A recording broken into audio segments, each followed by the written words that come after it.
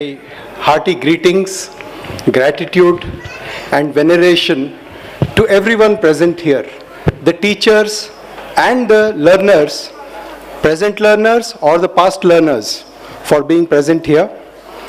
Teachers are not accustomed to such high-flown words, and I am very sure that teachers do not deserve this also, because there is a certain love that emanates from teachers towards the students, and it is that selfish outflow of love which engages the teachers with the students. I am very happy to share with you that the students who are assembled here, the alumni members I mean, are not ordinary ones, because the quality of learning that they imbued in their school days has been kept alive so many years after they have graduated. And I would like to share one experience of mine to illustrate this and to convey my appreciation to the alumni members seated here. I met several of them. When I was quite new in our school, which I serve in Kanpur, there was one ex-student who entered the office of the principal. He barged in actually, with pan parag in his mouth. I did not ask him to sit, and I think he sat down.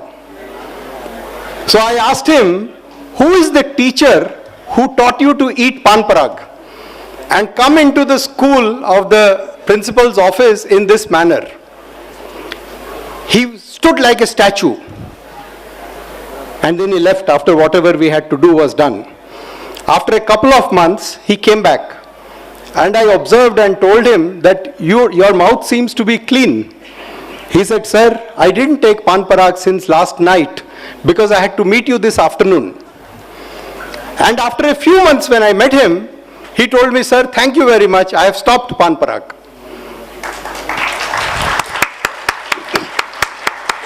Now this is the learning quality, and after that several ex-students met me, and all of them seem to have represented that value, eternal value, which is the relationship between a student and a teacher.